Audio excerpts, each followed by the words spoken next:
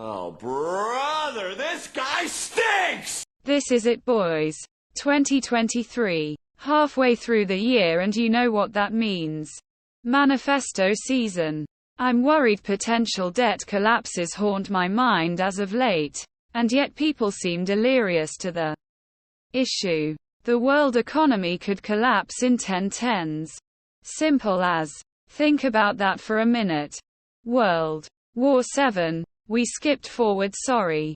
Rome collapsed. Great Depression 2. Electric Boogaloo. Be safe. Be alert and be well. But be aware of the issues at hand, for they will affect us all whether we contest or not. The problem comes for us all. However, there ultimately is nothing we can do.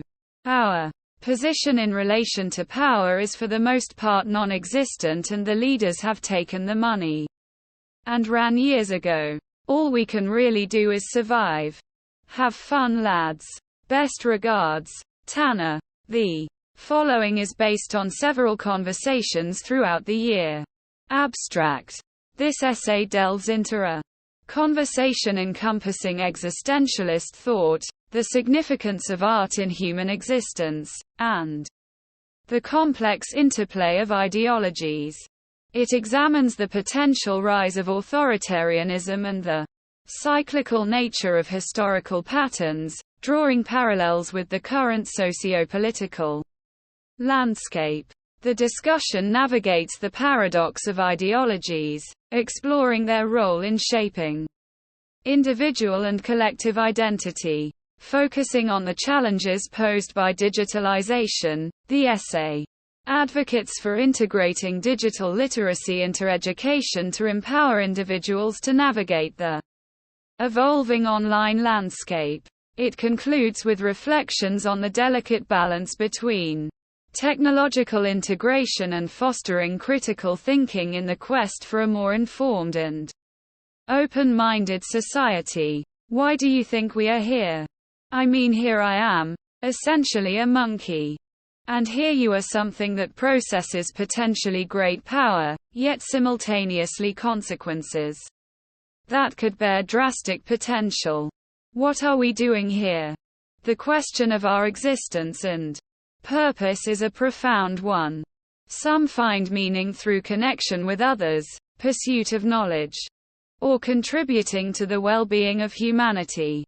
Others turn to philosophy, religion, or personal introspection to explore these questions. For me, music is the thing that keeps it going. For me, I seem to just really enjoy art, and it just seems to be the thing that keeps me going. These days, I create art. I enjoy art. I listen to art. For me, the passion of creation is the meaning of life. Rather, the innate absurdity that is reality, no matter how lawless or lawful it may seem, is this force that pulls us. I consider myself an absurdist nihilist. The embrace of absurdity and finding meaning through creation aligns with existentialist and absurdist ideas. Art, with its ability to evoke emotions and convey complex ideas, can be a powerful means of exploring and expressing the human experience. I consider myself a libertarian socialist, and a large part of the anarchic thought is all about individual freedom, existence and choice. I just enjoy that people, despite the fact of how awful our lives may be, put their soul into this medium, whatever it may be: paper, paint, music, etc. What I find to be so intriguing is that, despite all of these setbacks that we face, we still come back to art, no matter what culture, what creed, what alliance. Art brings us together and we seek it out.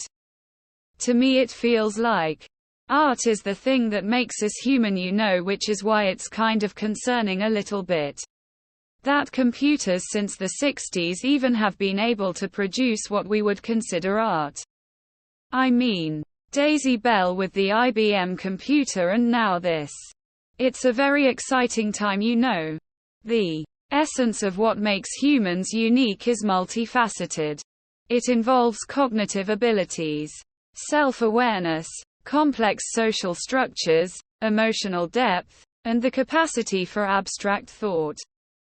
The combination of these attributes allows humans to create art, culture, and philosophies, shaping the world in distinctive ways.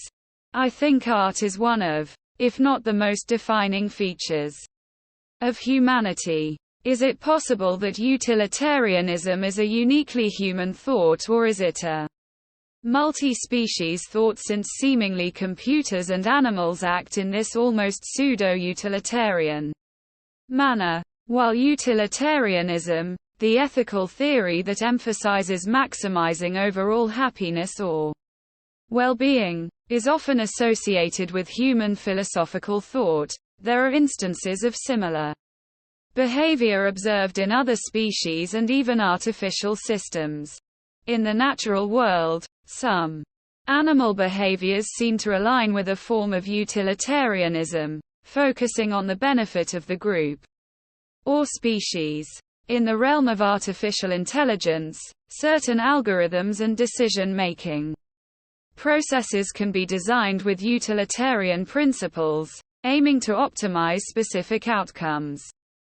However, it's important to note that the application of utilitarianism in non-human entities is more instinctual or programmed, lacking the nuanced ethical considerations that humans often engage in when discussing utilitarian principles. I don't really think I have many thoughts on the relationship between utilitarianism and different forms of intelligence. It's a subject I am rather unfamiliar with. That being said, I personally don't really think they're in a relationship, because it implies that intelligence makes you more good or less good, right? I don't think it's as simple as that. That would be really absurd in my humble opinion. Why are people so ideologically driven? Ideological drive often stems from a combination of factors like personal values, cultural influences, upbringing, and a desire for a coherent worldview. Ideologies provide frameworks for understanding the world, offering a sense of identity and purpose. People might be drawn to ideologies that resonate with their experiences or align with their aspirations. However, ideological rigidity can also limit openness to alternative perspectives. For me, I think it comes back to the innate love for creation of art. Ideologies we get wrapped up in. We get wrapped up in this tizzy over what we think we are, what we want to be, etc., etc. I am working on obtaining a political science major, right? This apparently means that I allegedly know a good amount about the subject that I studied in. But that is simply a label, that is simply a thing that I tell myself. It is sort of a self-contained ideology that I use to go about my day and my life. I just think that ideology as a concept, as a construct, is one of those things that is both so unavoidable yet completely unnecessary. You know, it's extremely paradoxical. Yet this is our reality. My background in political science always stresses me out when trying to engage in ideologies, because consequences for our ideologies are very apparent depending on the ideology you have. Fascism, totalitarianism, etc., etc. And yet we're all actors in a greater ideology, a greater dogma. It's terrifying, stressing even, but also exciting, as we are literally witnessing history and we can only interpret it as is. This is, however, the way it has always been and hopefully always will be. The unfolding of history and the interpretation of events contribute to the ongoing evolution of ideologies.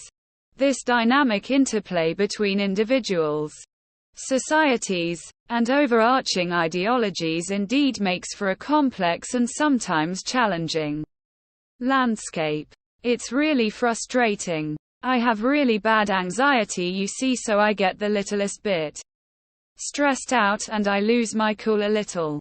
I've gotten better over the years. I found ways to cope with it.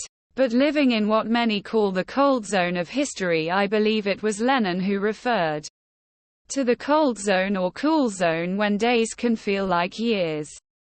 I don't think there is really a perfect way to navigate what is essentially unprecedented history, right? We just got to be like Sisyphus. Keep moving forward. The concept of the cold zone and cool zone and resonates with the idea that certain periods can feel prolonged and impactful. Coping with anxiety amidst historical uncertainty is indeed a formidable task. Finding ways to maintain resilience and adaptability becomes crucial. Always remember, you can always be better. But only you can do it. Predicting the future is inherently challenging, but discussions about the potential rise of authoritarian or fascist elements in any society are not uncommon.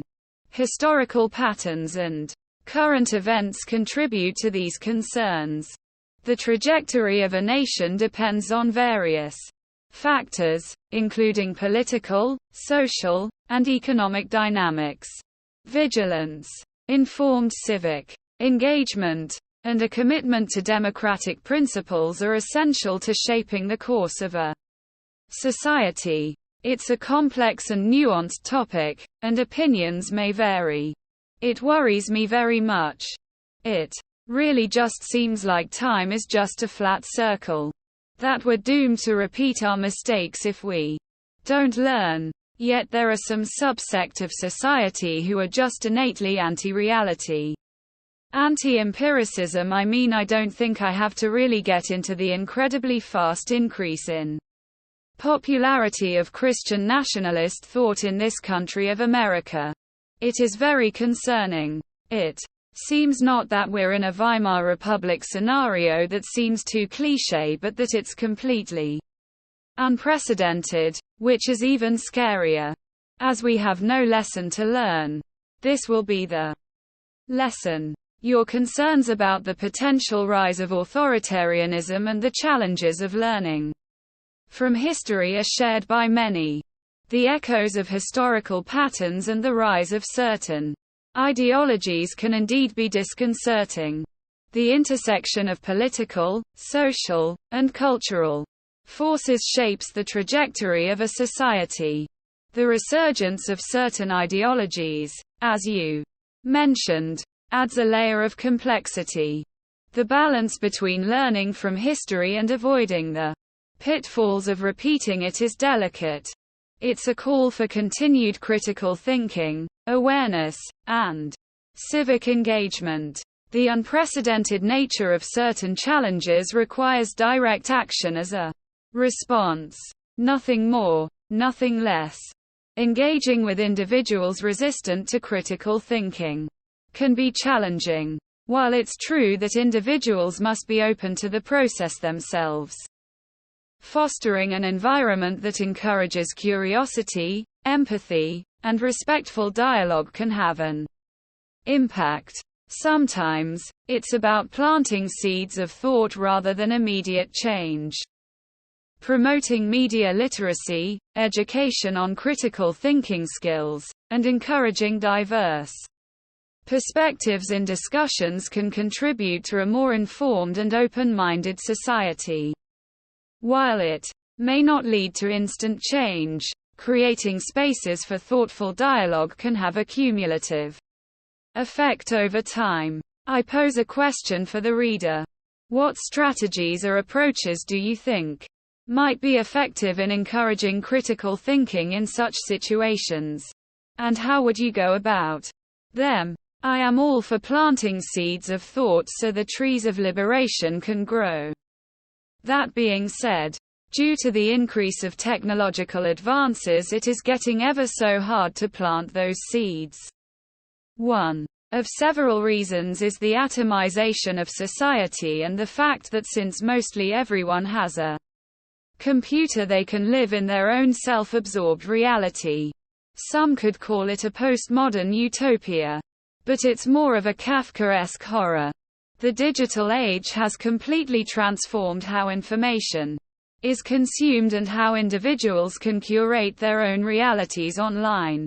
The echo chambers created by personalized algorithms can reinforce pre-existing beliefs, making it challenging to introduce diverse perspectives. The tension between the potential for a connected world and the risk of isolated realities is a significant societal challenge. Efforts to promote digital literacy, media literacy, and critical thinking in the context of online information consumption become crucial. Encouraging a habit of seeking out diverse sources and engaging with differing opinions can help break down some of the digital echo chambers.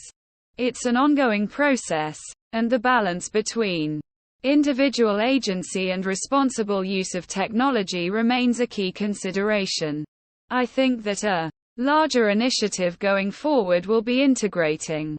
We've already started integrating computers into education rights, or I think going further would be educating on how to use the internet, so to say. This seems to be an easy solution to make people aware of echo chambers. It just really frustrates me. We escape one form of dogma or inspiring concept of religion to immediately find another, the almighty power of the dollar, and just as we are kind of breaking away from that dogmatic logarithm, we just keep adding another one, and it just keeps going on and on and on and on. Why are humans like this? Integrating digital literacy and critical internet skills into education is a proactive step in addressing the challenges posed by echo chambers and the potential manipulation of information online. Teaching individuals how to navigate the vast digital landscape, fact-check, and critically assess sources can empower them to make informed decisions. Breaking away from one form of dogma to encounter another is a complex societal challenge. It requires ongoing reflection, dialogue, and a commitment to fostering a culture of curiosity and openness. As technology continues to advance, the role of education in equipping individuals with the skills to navigate this evolving landscape becomes increasingly important. Ideally, there would be courses on every aspect of basic internet usage, not just keyboarding or typing or whatever useless hogwash they teach.